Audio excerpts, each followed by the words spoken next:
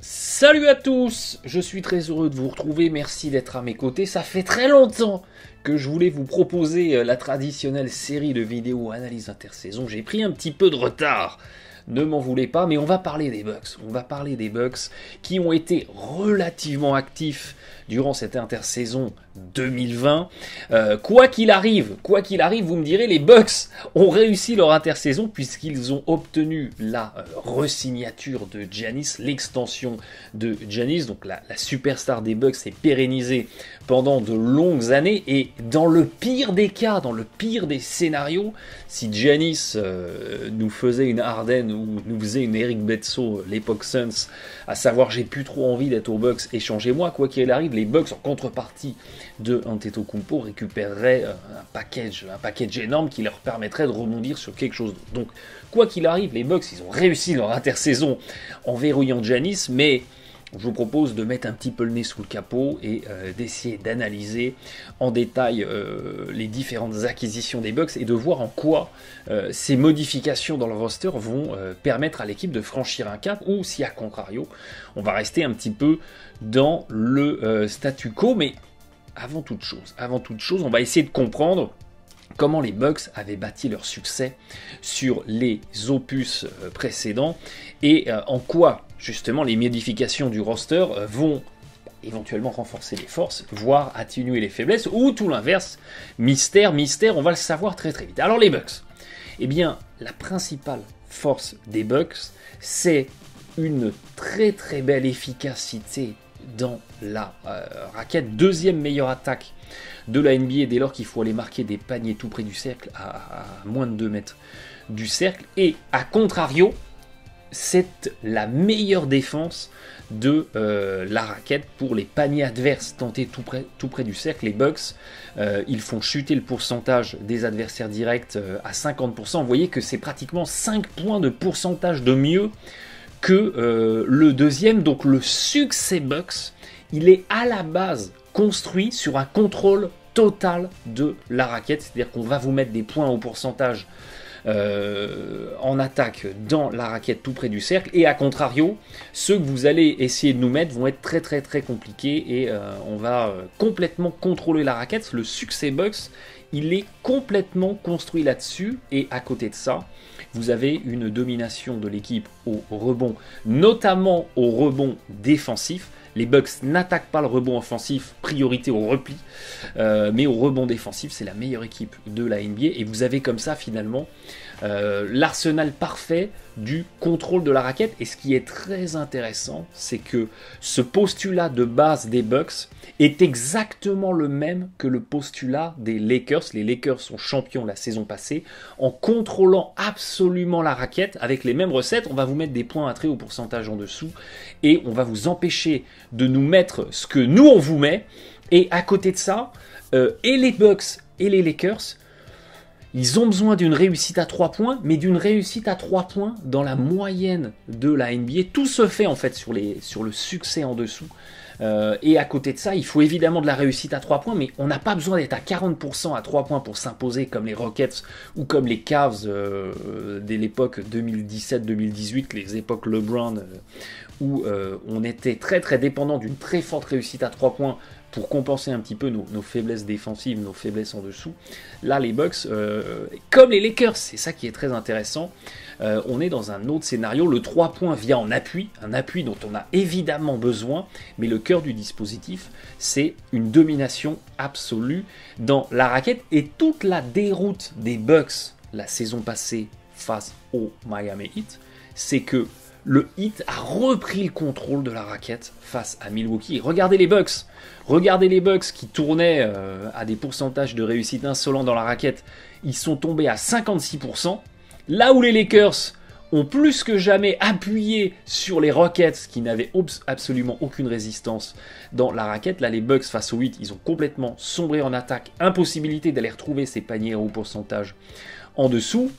Et de l'autre côté, eux qui étaient si bons en défense de la raquette, ils ont complètement sombré face aux Heat, là où les Lakers ont continué à interdire la raquette face aux Rockets, et vous avez comme ça des Bucks qui ont complètement perdu prise, et qui, ça n'a rien arrangé, ont également perdu la bataille du rebond face aux Heat, et finalement ils ont perdu sur tous les tableaux, là où les Lakers, face aux Rockets, ils ont super bien matché, et ils ont tout contrôlé, le rebond et la raquette, et les Rockets ont été mis en déroute, comme les Bucks ont été mis en déroute par Miami, mais ayez bien ça en tête que finalement le succès Bucks c'est avant tout le contrôle de la raquette, et évidemment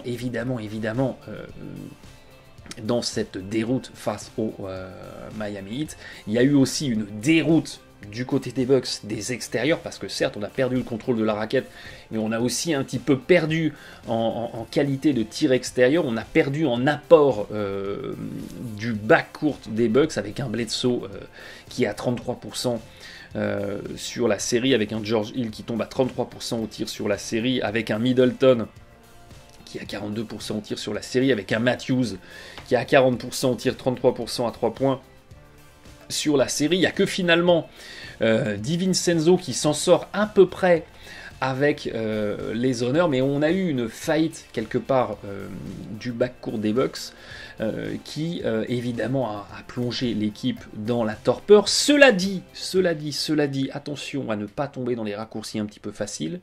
La déroute des Bucks, c'est aussi la déroute de Giannis. Alors certes, il n'était pas au top de sa forme, certes, il a été là, pas là, cheville en compote, etc.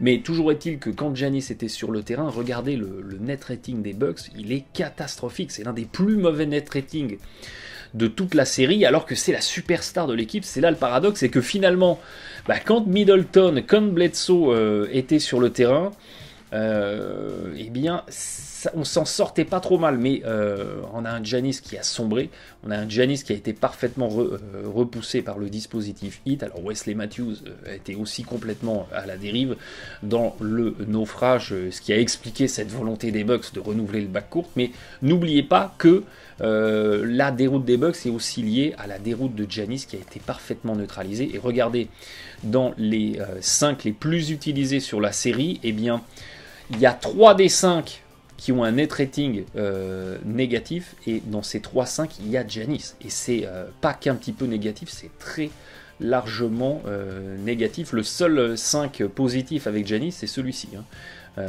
C'est le 5 majeur. Donc, ayez quand même ça en tête, et cette faillite Giannis dans les playoffs, on en avait parlé en vidéo, mais c'est un Giannis qui, sorti de je vais avoir un lay-up en dessous à haut pourcentage, sorti de ça, a été complètement neutralisé, puisque regardez, il tombe à 21% à 3 points, sur les tirs à 3-4 mètres, il en a mis aucun. C'est un Giannis qui malheureusement a été mis un petit peu face à ses limites offensives, et sorti de j'ai le mismatch sur le défenseur, parce que tout le succès de Giannis est construit là-dessus, c'est sur la création des mismatchs, sur la création d'un déséquilibre. C'est soit je vais avoir un défenseur plus petit, plus léger, et je vais l'enfoncer en force, en descendant en post-up, et je vais me rapprocher du cercle, passer un petit peu l'épaule et déposer en lay-up, soit j'ai un défenseur plus grand, et je vais l'obliger à sortir sur moi et le déborder en dribble et dunker sur la raquette adverse. Dès lors que le Heat a réussi à neutraliser les mismatchs face à Giannis en sortant des zones, en ayant un personnel qui pouvait matcher parfaitement, dès lors que Giannis n'avait plus ses mismatchs, il a été bien gêné et il est tombé dans le piège du tir ouvert que le Heat lui laissait, et c'est comme ça qu'il nous fait un 3 sur 14, et derrière en plus la réussite au lancer a été catastrophique. Bref, toujours est-il qu'après cette déroute en playoff, les Bucks se sont dit ok, si on veut conserver Giannis, il faut lui montrer qu'on a la volonté de monter une équipe compétitive, de comprendre qu'est-ce qui n'a pas marché, de sortir les joueurs qui sont désignés comme les boucs émissaires de la déroute, et puis d'essayer de reconstruire quelque chose d'un petit peu plus compétitif. Alors il y a eu un imbroglio invraisemblable avec l'histoire du trade, du signing de trade pour Bogdanovic, qui est validé, qui finalement 48 heures plus tard est invalidé. Bogdanovic et son agent pas d'accord, machin, un imbroglio invraisemblable. Au final, il n'est pas impossible que le fait que ça a été annulé soit positif à moyen terme pour les Bucks ou même à court terme, parce que si les Bucks avaient pu récupérer Bogdanovic, alors certes ils avaient un sac majeur intéressant, mais ils se retrouvaient avec seulement 7 joueurs sous contrat, l'obligation d'aller toper 6 ou 7 joueurs au salaire minimum parce qu'ils étaient hard capés, parce qu'ils avaient utilisé un sign-on trade, et quand vous utilisez un sign-on trade, vous ne pouvez pas dépasser le tax à prendre. Je vous renvoie vers toutes les vidéos que j'ai fait sur le salary cap pour comprendre ce mécanisme. Et bref, les Bucks, ils auraient dû construire un banc avec uniquement des joueurs au salaire minimum. Ça semblait être mission impossible, et sans un banc qui a un minimum d'efficacité, c'est très compliqué d'exister en playoff, et dès lors que vous avez un titulaire qui n'est pas dedans, ou que vous avez besoin de faire un réajustement tactique, de ne pas avoir de banc, c'est la recette d'un naufrage annoncé. Toujours est-il que les Bucks, voilà, ils ont rebondi de cet imbroglio invraisemblable, et ils ont reconstruit une équipe en sortant pas mal de joueurs, pratiquement la moitié du roster a changé, et ce qui est fascinant, c'est que quelque part, les Bucks, eh bien, ils ont reconstruit un nouveau roster qui est complètement la transposition du roster précédent. C'est pour ça que j'ai mis Bucks virage à 360 degrés, parce que quand vous faites un virage à 360 degrés, vous avez compris le principe, bah, vous vous retrouvez exactement là où vous étiez avant. Et c'est un petit peu ce qui semble être arrivé avec ces Bucks. On va détailler tout ça. Mais vous allez voir que le nouveau casting correspond vraiment énormément au casting des sortants. Quelque part, les Bucks sortent de 2 saisons régulières que j'ai envie de qualifier de parfaites, en tout cas d'excellentes. Donc il n'y avait pas de raison de complètement se révolutionner. Donc c'est quelque part logique que le casting 2021 corresponde au casting 2020.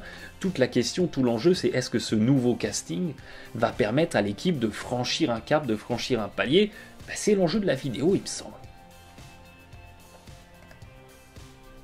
Je vous propose qu'on passe chaque duo, chaque arrivant, partant au crible. On va faire très très vite, et on va surtout se concentrer sur le swap Eric Bledsoe pour Jrue Holiday, qui représente un petit peu finalement le cœur de l'intersaison des Bucks. Mais vous allez voir à quel point c'est fascinant comment le casting 2021 remplace quasiment à l'identique le casting 2020. On va commencer, si vous le voulez bien, par DJ Augustin qui remplace George Hill.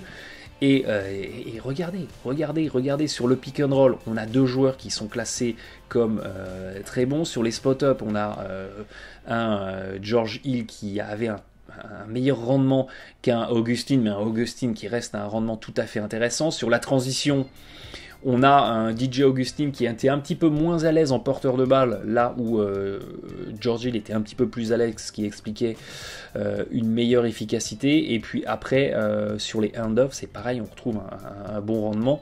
D'une manière générale, on a un George Hill qui était un petit peu plus efficace au tir extérieur, mais la dégradation n'est pas si énorme que ça, parce que DJ Augustin est un super joueur de complément et un super meneur qui a fait le bonheur de bon nombre d'équipes NBA. Et voilà, regardez, ils perdent un joueur à 46% à 3 points. George Hill était quand même une manne d'efficacité. Ils ont récupéré un à 38%, ce qui est tout à fait correct, avec un assist turnover ratio à 3 pour les deux, ce qui est très très bon. La moyenne est à peu près à 2. Mais quand vous êtes aux alentours de 3 pour être en qualité de meneur NBA, c'est très très bien.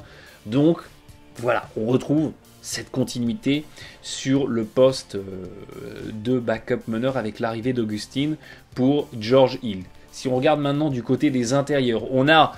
Alors j'ai mis Marvin Williams, mais j'aurais pu mettre Ilyasova, mais c'est le duo Marvin Williams-Ilyasova qui du coup va être remplacé par Bobby Portis. Et Bobby Portis, on retrouve complètement les fondamentaux d'un Marvin Williams, avec un joueur qui est principalement un intérieur qui s'écarte, qui pose des écrans et s'écarte, ou bien qui reste dans le coin pour faire des réceptions de tir. Et regardez, on a dans les deux cas des intérieurs qui sont à peu près en indice 70 sur les tirs de champ, donc ce qui est très bien. On a un Bobby Portis qui peut venir un petit peu poster de haut panier, vous voyez ici en post-up, c'est là, Il peut apporter un petit peu de post-up, alors avec une efficacité qui est un petit peu moyenne. Merci les fade-away bananés de manière improbable, mais Marvin Williams avait un petit peu cet avantage-là.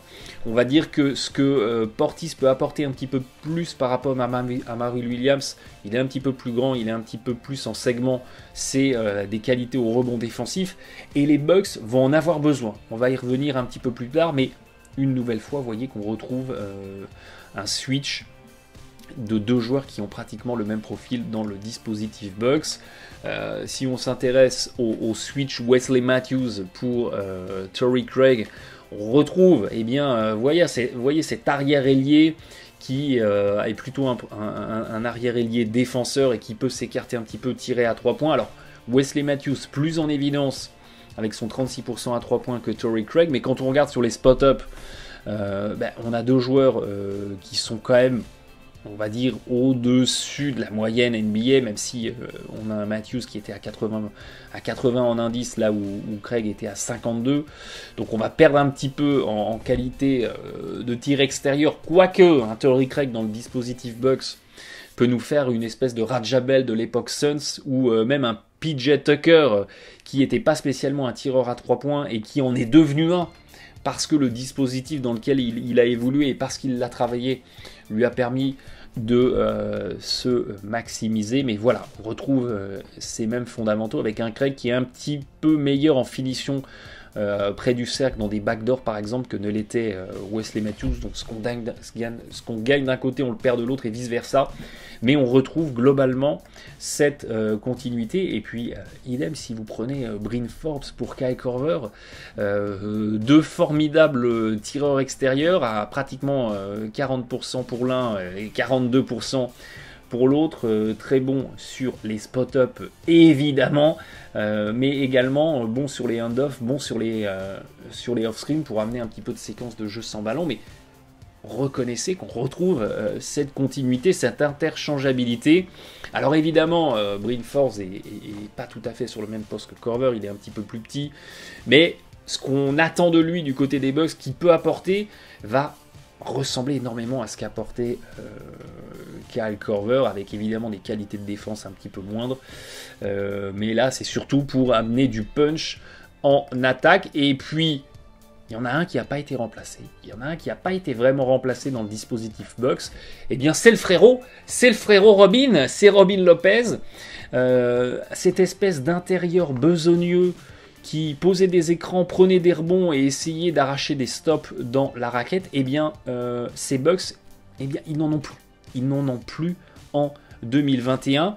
Et ça peut-être un petit peu les exposer. Alors certes, Robin Lopez, il jouait 15 minutes par match, donc c'était pas un joueur majeur du dispositif, mais dans les minutes qu'il apportait sur le terrain, eh bien, vous voyez que la défense des Bucks, elle restait tout à fait correcte, et surtout que par rapport à la moyenne des Bucks quand Robin Lopez ne jouait pas au rebond, où on était pratiquement à 51%, eh bien on avait un Robin Lopez qui, quand il était sur le terrain, boostait le rendement des Bucks au rebond, et on a vu à quel point la domination au rebond a contribué au succès des Bucks. Donc le non-remplacement de Robin Lopez, eh bien, met les Bucks dans une situation où DJ Wilson va devoir apporter quelque chose en rotation intérieure, et on a vu que la saison passée, c'était un petit peu l'inverse de Robin Lopez. Quand il était sur le terrain, les qualités de rebond se dégradaient et la défense se dégradait, et quelque part toute la rotation intérieure de Milwaukee derrière Brook Lopez, eh bien c'est Bobby Portis et DJ Wilson. C'est peut-être un petit peu léger. Pour ce qui est de contrôler ma raquette, je n'ai pas forcément envie de laisser les clés à Bobby Portis et DJ Wilson. Alors vous allez me dire, oui, mais il y a Giannis. Mais attends, mais il y a Giannis, il peut jouer tous les postes, il peut défendre sur les pivots adverses, il n'y a pas de souci. Mais est-ce que vous avez vraiment envie d'envoyer Giannis risquer d'être en fall trouble, aller bûcheronner dans la raquette pour aller stopper les drives adverses ou pour aller stopper les pivots adverses? Alors oui, les pivots adverses, il n'y en a pas énormément, mais imaginez une série face aux Sixers. Vous avez vraiment envie d'avoir Antetokounmpo qui vient défendre sur Embiid au risque de prendre des fautes, ou qui va être le premier, entre guillemets, dans l'aide à venir s'interposer? Alors c'est déjà ce qu'il fait, vous allez me dire. Mais avoir un intérieur en bûcheron qui vient en appui, ça peut toujours être une arme stratégique en plus. Libre au coach de l'utiliser ou pas, mais regardez une nouvelle fois, si vous prenez l'exemple des Lakers, toute la force des Lakers dans les playoffs 2020 et toute la force de coach Vogel, ça a été par rapport à l'adversaire direct d'ajuster mon casting.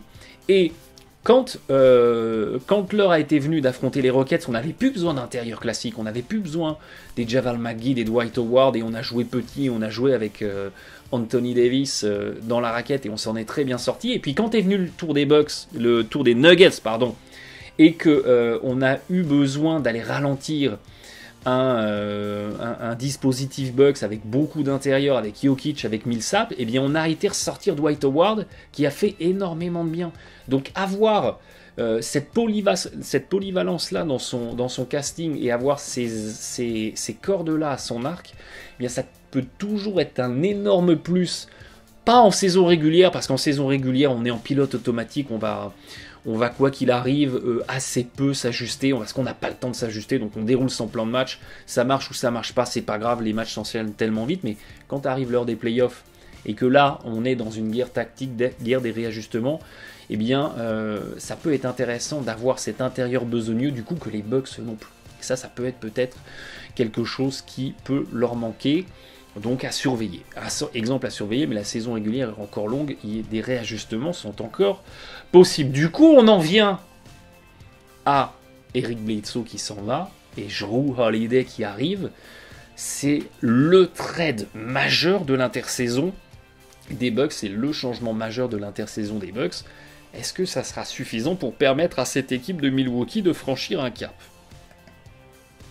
Alors, ce qui est fascinant quand on fait un survol très rapide des données en termes de stats avancées ou de stats brutes qu'on a sur ces deux joueurs, ce qui est fascinant, c'est à quel point les deux sont similaires ou ont des contributions et des impacts qui sont très très très similaires, parce que si on veut comparer vraiment sur une base parfaitement équitable les deux joueurs, donc si on ramène le rendement de la saison passée à 36 minutes par match, eh bien on a déjà deux joueurs qui ont joué 61 matchs de titulaires, avec eh bien, un qui est à 45, l'autre qui est à 47% au tir. On est à 35 à 3 points, 34 à 3 points. On est à 71-79 au lancer, petit avantage Bledsoe, et après regardez, on est à 5 rebonds, 6 rebonds, on est à 7 passes, une interception pratiquement un compte, une interception un compte, 3 ballons perdus, et on est à pratiquement 20 points dans les deux cas. On a vraiment deux clones, on a l'impression de voir deux clones, et en plus ils ont pratiquement le même âge. Regardez, 30 ans et 29 ans, on a l'impression d'avoir deux clones qui se substituent l'un à l'autre, et quand on va dans les stats avancées, eh bien on retrouve cette similitude avec un 17 de PER pratiquement dans les deux cas, avec un Bledsoe qui était à 57% au tir réel, Holiday à 54%, et puis on retrouve, vous voyez, pratiquement 30% de passes décisives, 8% de rebonds. Si on regarde le Buck plus minus, qui est, si vous voulez, une stat avancée d'impact, en quoi ce joueur impacte son équipe. Quand vous êtes à 0, vous êtes considéré comme un joueur moyen en NBA. Quand vous êtes à 3-4, c'est niveau All-Star, au-dessus de 4, niveau All-NBA. Bien, on a deux joueurs qui sont à 1.8, donc qui ont eu pour leur équipe respective de la saison passée quasiment le même impact. Et puis si on regarde le win share pour 48 minutes, forcément il est un petit peu biaisé, parce qu'on a un Holiday qui jouait dans une équipe plus faible, donc qui a pu, entre guillemets, moins faire gagner son équipe qu'un Bledsoe. Mais les stats avancées nous ramènent sur le même constat. On a deux joueurs qui sont très très proches en termes de contribution pour leurs équipes respectives la saison passée. Donc c'est absolument fascinant. Et dès qu'on va mettre le nez un petit peu plus sous le capot du pourquoi, du comment de cet échange quelque part entre Bledsoe et Holiday, bah, c'est également complètement fascinant, avec eh bien, deux joueurs, si on intègre leurs points sur leur possession, plus les passes qu'ils ont générées pour les coéquipiers, on a deux joueurs qui sont quand même classés dans le haut du panier de la NBA. On est en indice 75 pour Holiday, on est en indice 87 pour Bledsoe. Un Bledsoe qui est un petit peu moins à l'aise sur la transition, un petit peu plus à l'aise sur le jeu placé mi-terrain. Et quand on descend dans le détail, qu'on va parcourir ensemble, vous allez voir que ce que vous gagnez d'un côté, vous perdez de l'autre. Et j'ai beaucoup vu sur internet, j'ai beaucoup vu dans la presse en réaction à chaud que Holiday, qui est un super joueur, il n'y a aucun doute là-dessus, mais que Holiday allait apporter un énorme plus à cette équipe des Bucks. C'était oublié que Eric Bledsoe est lui aussi un super joueur qui apportait beaucoup à cette équipe des Bucks. Alors, la problématique avec Bledsoe, c'est qu'il avait tendance à sombrer en playoff. On en reviendra un petit peu plus tard. Mais vous voyez que quand on prend cette base de saison régulière, eh bien, bien malin celui qui pourrait dire que Jrue Holiday, c'est un énorme plus par rapport à Eric Bledsoe, tant il y a vraiment une forme de linéarité entre les deux. Ce que l'un fait un petit peu mieux que l'autre, c'est rattraper sur un autre compartiment. Et quelque part, c'est assez fascinant. Alors, si on va dans le détail de la transition, parce que la transition, c'est important pour les Bucks, c'est une équipe qui aime jouer vite, c'est une équipe qui aime accélérer, et bien regardez Bledsoe. Bledsoe, c'était un joueur très très très solide balle en main.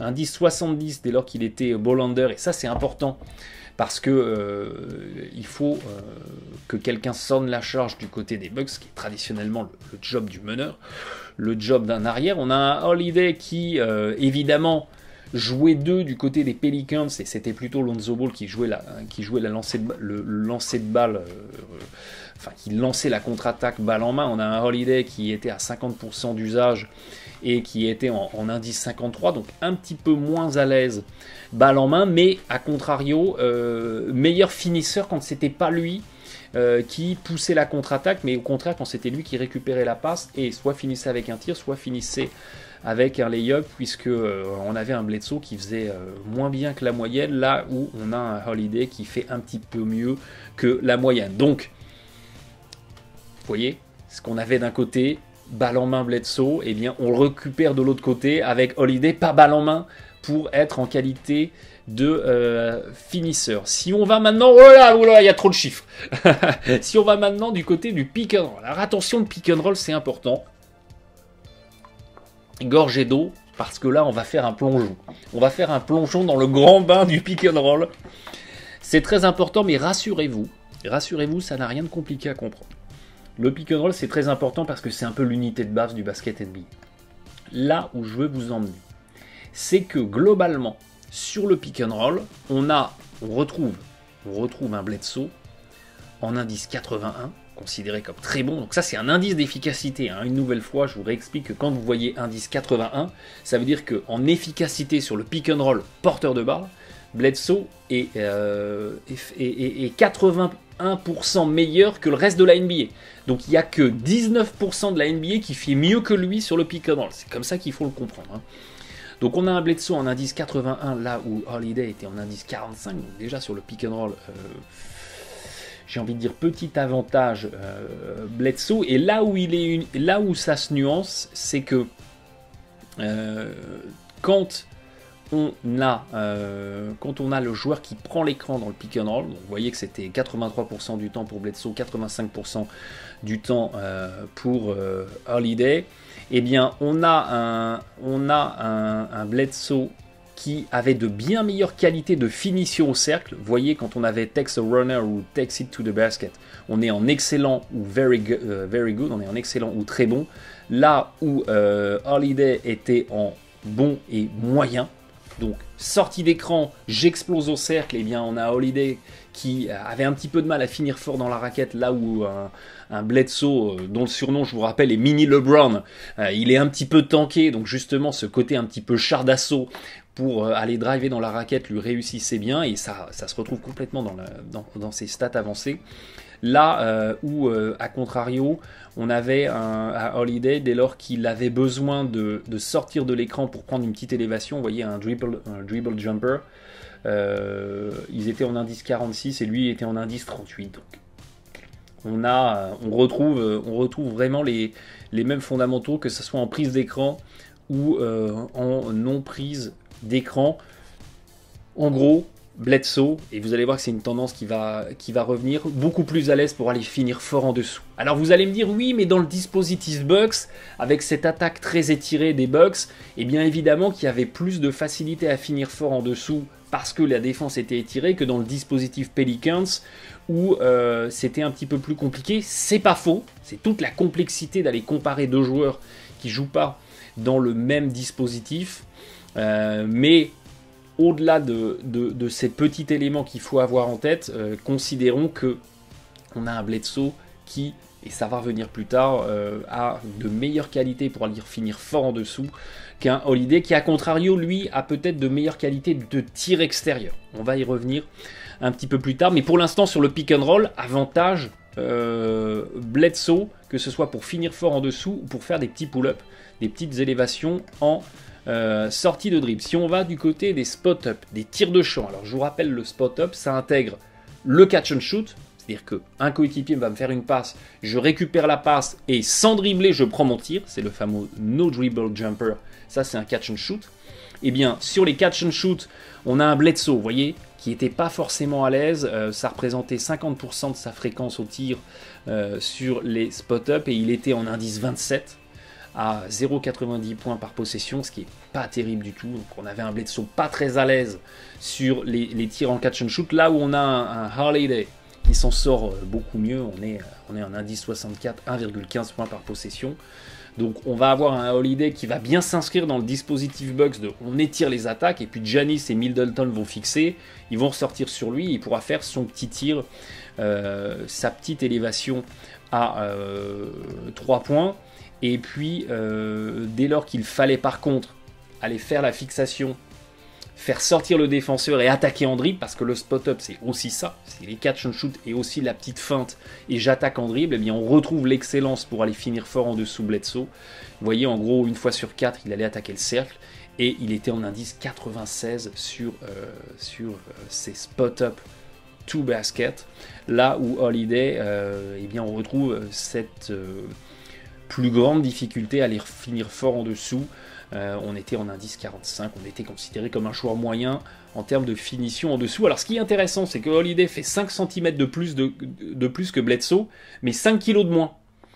Donc on pourrait penser qu'il est un petit peu plus grand, donc il peut finir plus fort en dessous, mais comme Bledsoe est vraiment bien tanké, il avait cette capacité à aller de repousser un petit peu le défenseur avec sa masse, à aller finir un peu en qualité athlétique aussi en dessous, ce qui lui permettait de finir avec vraiment des bons pourcentages. On a tendance à l'oublier, mais Bledsoe était un formidable finisseur pour ce qui était d'aller attaquer le cercle et finir en dessous. Et puis si on va s'intéresser maintenant à la défense, même si c'est très compliqué, parce que autant l'attaque, on peut considérer que sur certaines séquences, les joueurs attaquent tout seuls. Quand vous avez par exemple du pick and roll, quand vous regardez comment les joueurs réagissent sur le pick and roll, l'écran qui soit posé aux Lakers, aux Bucks, aux Bulls ou aux Thunder, dès lors qu'il est bien posé, on va considérer qu'il est posé de la même façon partout. Alors oui, le supporting cast autour peut influencer la défense, mais considérons que c'est la même unité de base, c'est le même jalonnement. Donc autant quand vous analysez le comportement des joueurs sur le pick and roll, balle en main en attaque, vous pouvez les comparer. Autant la défense, c'est très compliqué parce que vous ne défendez jamais tout seul dans le basket. Le niveau défensif, votre niveau défensif va correspondre aussi au niveau défensif des coéquipiers, parce que dès lors que ça va changer, dès lors qu'il va avoir une bonne aide, vous allez contester mieux les tirs adverses, et forcément ça va faire baisser l'efficacité offensive adverse et valoriser votre efficacité défensive. Donc comparer les défenses, surtout entre une équipe des Bucks qui était une défense élite et une équipe des Pelicans qui était quand même dans le dernier tiers de la NBA en défense, c'est très compliqué. Mais jetons un rapide coup d'œil qui va tout de suite nous rassurer. On le savait déjà, mais c'est bien de le savoir, c'est bien de l'affirmer, c'est mieux de le vérifier, c'est mieux de le prouver. C'est un peu toute la thématique de ces vidéos. On le savait déjà, mais Holiday, voilà, on retrouve un excellent défenseur qui est complètement dans la continuité du bon boulot. Bledsoe était lui aussi un bon défenseur, ne l'oubliez pas. À la base, souvenez-vous, Bledsoe, il arrive aux Clippers À l'époque, il était plus ou moins en backup de Chris Paul, et c'était un petit pitbull en défense. Le mec arrivait en mode Pat Beverly pour faire que de la défense. Il est resté un défenseur tout à fait solide, et avec un Holiday, on retrouve vraiment la même continuité, avec une très belle contestation des tirs, une très belle contestation des isolations, la capacité à venir défendre de temps en temps au poste bas, chose que les Bucks, Bledsoe arrivait à être épargné par ces séquences au poste bas.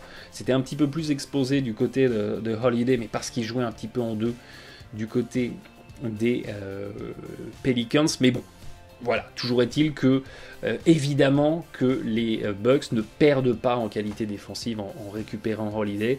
On a au contraire un joueur qui est complètement dans la continuité du bon travail défensif que pouvait fournir Bledsoe. Et voilà, on le disait tout à l'heure, Bledsoe, ne jugeons pas trop vite ses performances en playoff, parce que dès lors qu'il s'agissait de s'inscrire dans la continuité du côté des Bucks, c'était un joueur qui faisait du bon boulot. Et regardez, sur le site 82 Games, si on prend leur système d'évaluation, eh bien Bledsoe, c'était le troisième joueur plus important du dispositif Bucks. C'était quelqu'un qui pesait dans cette franchise de Milwaukee. Et quelque part, là où les Bucks avaient besoin d'un énorme coup de boost, c'était pas forcément sur le poste de meneur, où, quand on regarde les avantages comparatifs par rapport aux adversaires, où ils s'en sortaient très très bien. Là où les Bucks avaient besoin d'un coup de boost, c'est sur le poste d'arrière, sur le poste de numéro 2 de shooting guard, où là, ils étaient en déficit. Où là, effectivement, ils étaient exposés. Et bien, à l'issue de cette intersaison, ce poste 2, il n'est pas spécialement compensé. L'arrivée de Bogdanovic aurait pu le compenser, mais au risque de placer les Bucks dans une situation où ils ne pouvaient pas construire un banc, donc ça aurait été également compliqué. Là, tel que l'équipe est construite pour attaquer 2021, voilà, ce poste 2, il n'est pas forcément ultra compensé, et c'était déjà une des faiblesses de l'équipe la saison passée. Alors vous allez me dire, oui, mais le dispositif Bucks, coach Budenholzer, on peut très bien imaginer DJ Augustin et Jrue Holiday jouer ensemble, comme on avait Lonzo Ball et Jrue Holiday, et du coup sur le poste 2, on vient un petit peu renforcer tout ça avec Holiday. Alors, c'est une solution, c'est quelque chose qui peut être exploité. Maintenant, quand on regarde quels sont les duos qui ont le plus joué ensemble la saison passée, eh bien, ce duo Eric Bledsoe-George Hill, eh bien, il n'a passé que 162 minutes sur le terrain ensemble. C'était une combinaison, finalement, ce qu'en NBA on appelle two guards front. On joue avec deux meneurs qui jouent sur la même ligne. C'est un dispositif que Budenholzer n'aimait pas trop et n'a pas trop déroulé la saison passée. Ça ne veut pas dire qu'il ne va pas le faire la saison prochaine. Mais c'est pour l'instant pas dans l'ADN Bucks.